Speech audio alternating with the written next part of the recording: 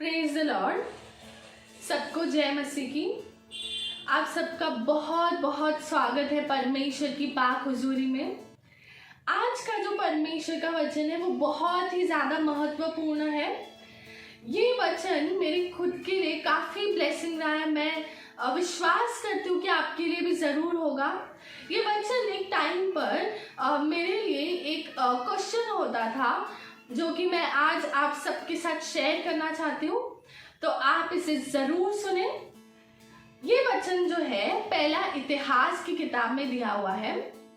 उस टाइम पर ऐसा था कि कुछ लड़ाइयाँ होने के वजह से जो परमेश्वर का संदूक जो कि इज़राइल में रखा जाता था, कुछ लोगों ने परमेश्वर का संदूक जो है वहाँ से लेकर वो अपनी जगह पर लेके गए। जब दाऊद राजा बना तो दाऊद चाहता था कि हम परमेश्वर का संदूक जो है वो इज़राइल में ले आए।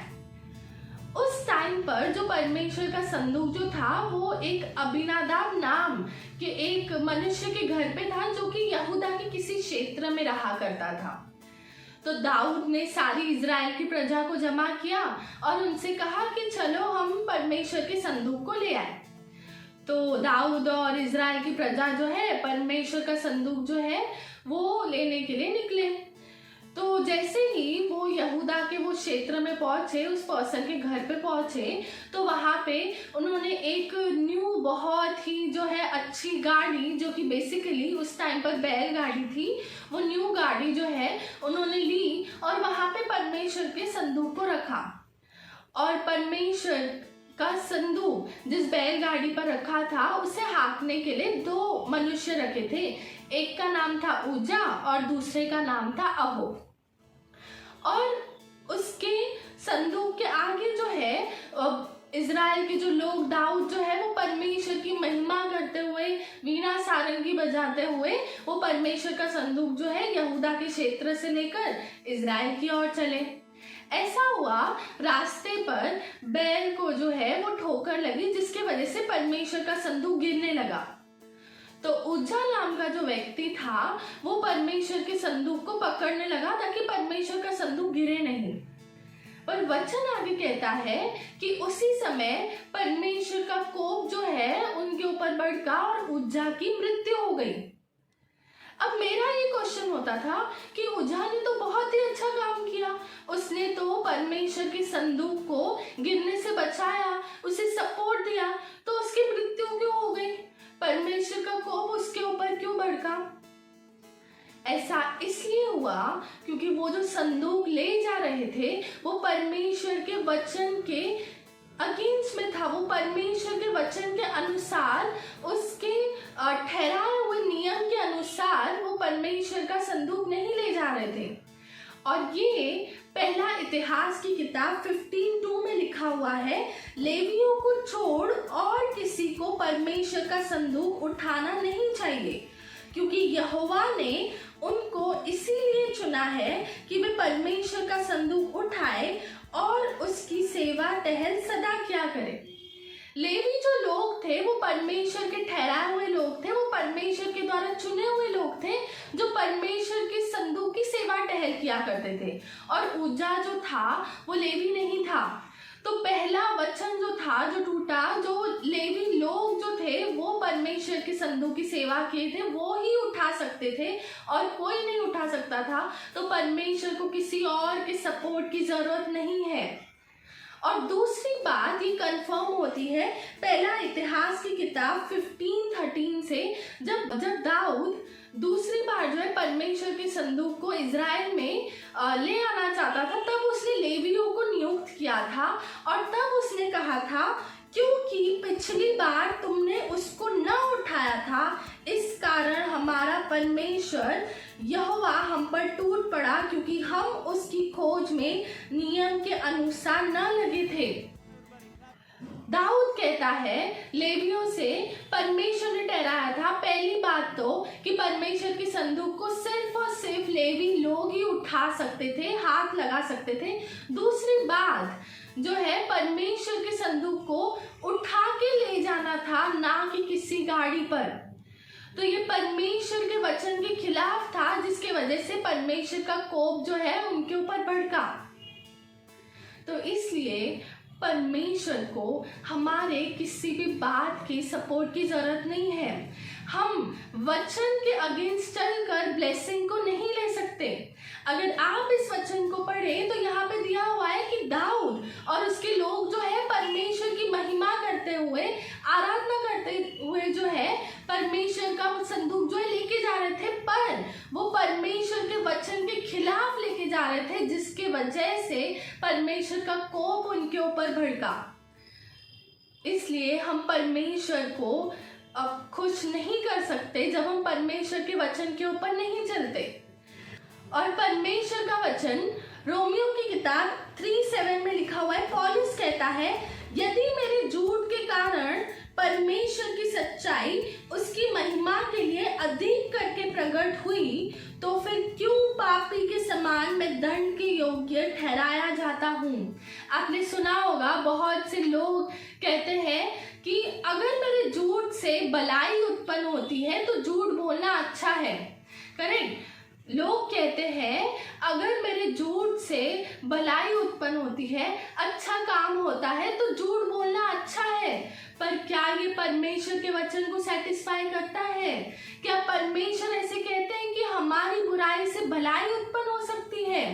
परमेश्वर का वचन रोमियो की किताब 3:7 में कहता है, पौलुस कहता है, यदि मेरे झूठ के कारण परमेश्वर की सच्चाई उसकी महिमा के लिए अधिक करके प्रकट हुई, तो फिर क्यों पापी के समान मैं दंड के योग्य ठहराया जाता हूँ। यहाँ पे पौलुस क्वेश्चन करता है, क्यों मैं पापी के समान दंड के योग्य ठहराया जाता हूँ।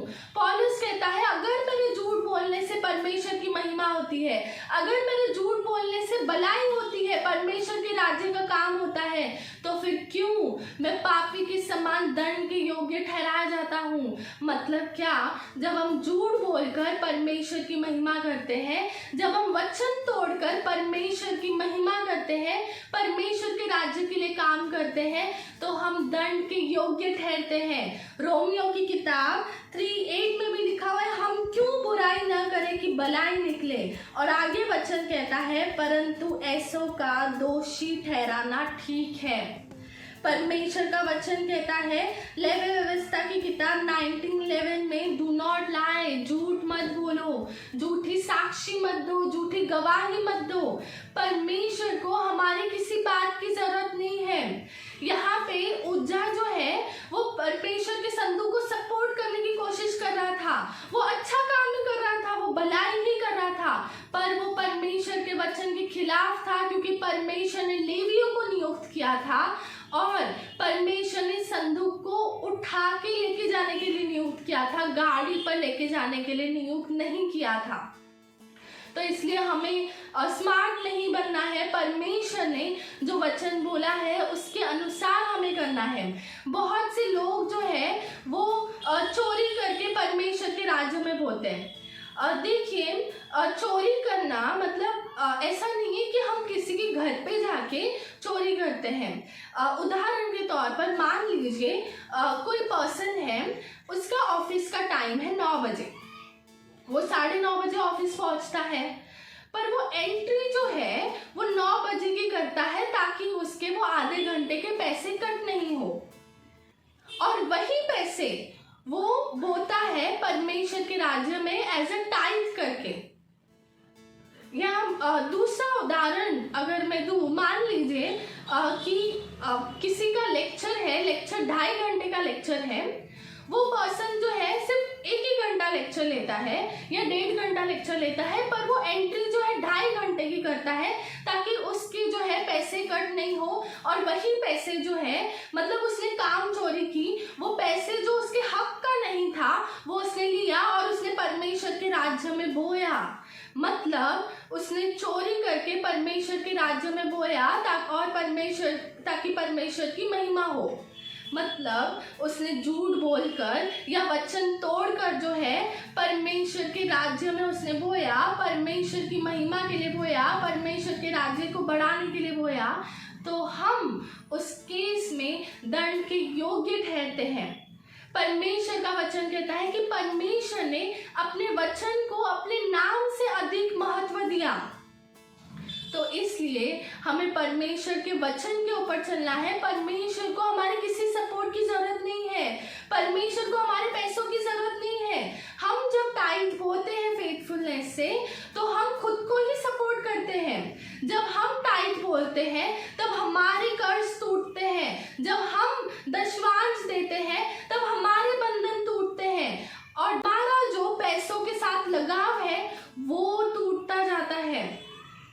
तो जब हम परमेश्वर के वचन को फॉलो करते हैं उससे हमारा ही बेनिफिट होता है, हम खुद को ही सपोर्ट करते हैं। हम परम प्रधान परमेश्वर को सपोर्ट नहीं कर सकते हैं। उज्जा जो है, जो सपोर्ट कर रहा था वो दूसरी साइड से सपोर्ट कर रहा था जो परमेश्वर के वचन के खिलाफ था। ऐसे केस में अगर आपका आवाज चाहे कितना भी अच्छा क्यों ना हो, चाहे आपको परमेश्वर के गीत जो है कितने भी अच्छे से क्यों ना आते हो, चाहे आपको गिटार बजाना, पियानो बजाना कितना भी अच्छे से क्यों ना आता हो, पर अगर आप परमेश्वर के वचन को तोड़ते हैं तो आप जो है उस ब्लेसिंग को मिस कर देते हैं जो परमेश्वर ने आपके लिए रखी है। हर एक वचन के पीछे हमारी ब्लेसिंग छुपी हुई है और परमेश्वर को हमारे सपोर्ट की जरूरत नहीं है, हमें परमेश्वर की जरूरत है। तो इसलिए परमेश्वर के वचन को फॉलो करें। आमीन। परमेश्वर आपको इस वचन के द्वारा बहुत बहुत आशीष दे। God bless you all.